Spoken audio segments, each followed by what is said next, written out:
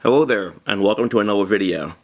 Well, as you've probably seen, if you've seen my earlier videos, I'm posting on Flickr and YouTube videos of books I'm reading now during this virus time when we're all isolated. I have a bit more time to read, and I find that I've been reading a lot of books from my childhood more than adult novels. I don't know. I'm very selective on the books that I choose anyway. I don't read things with a lot of cursing or violence or sex, but I find that I like the different childhood books and magazines that I've read as a kid.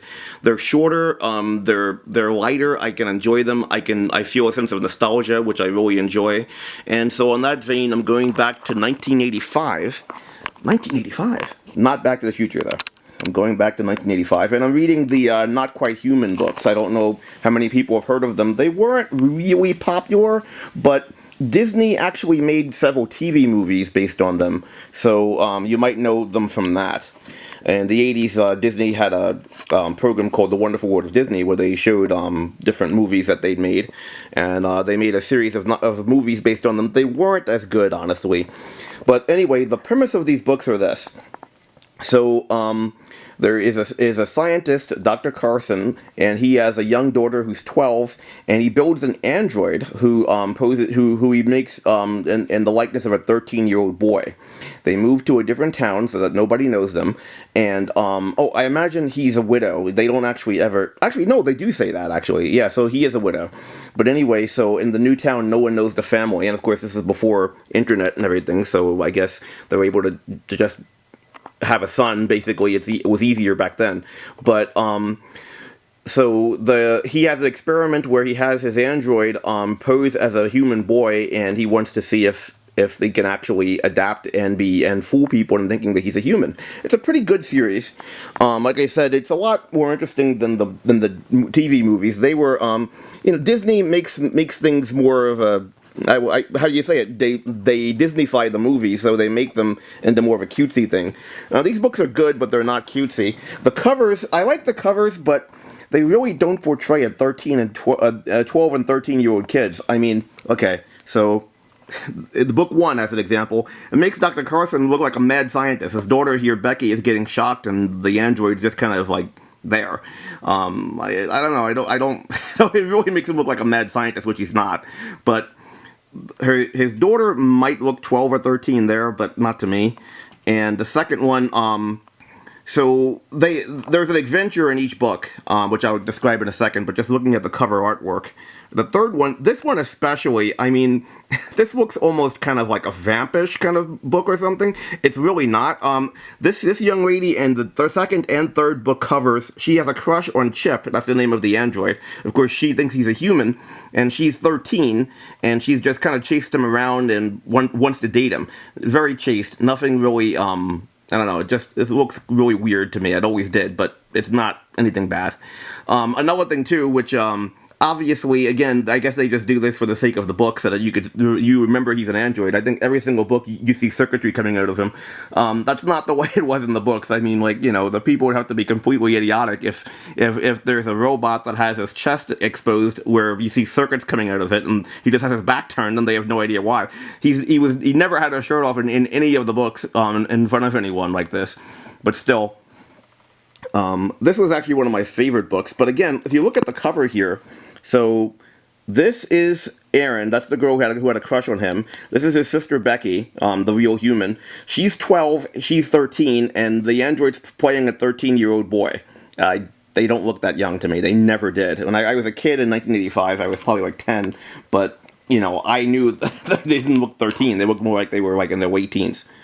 But these books are very interesting. I like the cover artwork. Now, just to describe the books themselves. So, book number one, it establishes that they're in a new town, and, okay, so Chip is very literal-minded, and, like, to the point where it becomes kind of ridiculous in the sense that I think, okay, people just assume he has a sense of humor, a very weird sense of humor, and then they let it go, but the way he's very literal-minded, I think it would tell someone, if they might not think he's a robot, but people might think that he has some kind of a mental challenge. And they never do in the books. They just think he's joking. But still, and I guess because it would be kind of maudlin if they did. I mean, it would be more depressing. But still, the first book, okay, so it's in junior high school. The prize trophies get stolen along with a computer, and Chip gets blamed for it. There's also a gym teacher that from day one thinks that Chip is a troublemaker and really has it out for him, and the principal doesn't like him very much either. Now, Dr. Carlson is also a science teacher in this new school, so he's there, and of course Becky is also in the school. She's in grade 7, and Chip's supposed to be in grade 8. So, they're kind of watching out for him, but still, he has an adventure there. In book 2, Becky, his sister, is in a band, along with some other kids, and Chip joins it as the drummer. And of course, like I said, Aaron's still chasing him around. Book 3, Aaron's still chasing him around, but also there is a young man who we'll find out who it is as you read the book. But he uses computers to create crimes. He breaks into a bank account, and he has Dr. Carlson and Aaron's mom are both given a tremendous amount of money into their bank accounts through this person doing these computer crimes. So they're kind of accused, and of course it's discovered that that the money isn't really supposed to be there. So they're accused of the crime. So Chip and Aaron and Becky, and of course Dr. Carlson is arrested. I don't think Aaron's mom is, but I don't remember off the top of my head. But either way, they have to work together to solve the crime. Now, book 4, that's an interesting one. One of a scientist Dr. Carlson used to work with, and you'll find this out as you read the book. You don't know this at the beginning, but he's jealous of Dr. Carlson. He knows that Chip's an android and actually controls him and has him do weird things. In the book, you don't know that at the beginning, so Chip he's always very literal-minded, but he's never disobedient. It's not like he's still a robot. It's not like a science fiction thing of robots going out of control. He's still very much like a computer or a robot that doesn't do what you don't command him to do. And suddenly he's doing all these strange things and you're trying to find out why. Book 5, like I said, in book 2, Chip joins a band with his sister and some more middle school kids. Book 5, he joins the middle school play. And long story short, there's nothing. I know someone's wearing a skull, but it's just a mask. But anyway, there's some like shenanigans going on there where someone's trying to wreck the play, and you have to read the book to know more. Again, I don't want to give them away. Book 6, there's a hurricane, and everyone is they have to take shelter in the middle school. So there's a bunch of families in the middle school. Most of them arrive. I forget if they're in the gym or the auditorium. I think they're in the gym, but there is a scientist group that has this special project, and it gets out of control. It's not a killer robot, but it actually is a robot.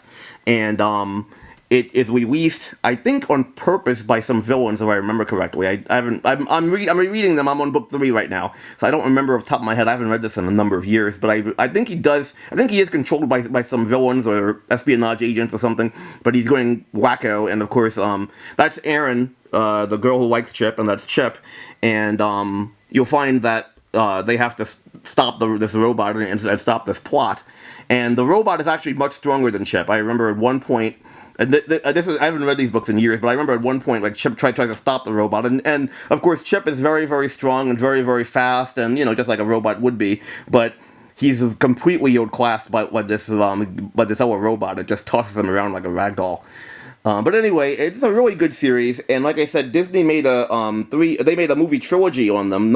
They didn't really They took character names from the books, but they didn't do much else. The Chip is supposed to be 17, not 13, because they have an adult, like a young man, Jay Underwood, who played Chip. And also, Dr. Carlson's played by a famous person. I can't remember his name now. He just died a little while ago. He was the father from the TV show Growing Pains, I think. I don't know his name off the top of my head. I want to say Pat Sajak, but I know that's not right. I can't think of his name. But anyway, it was like I said, it was an okay. The first movie was okay. The last two, the second movie was less okay, and the third was completely dumb. But again, the books are a lot better, and these are the books. So I hope you enjoy them, and hope you enjoyed this little delve into memory lane.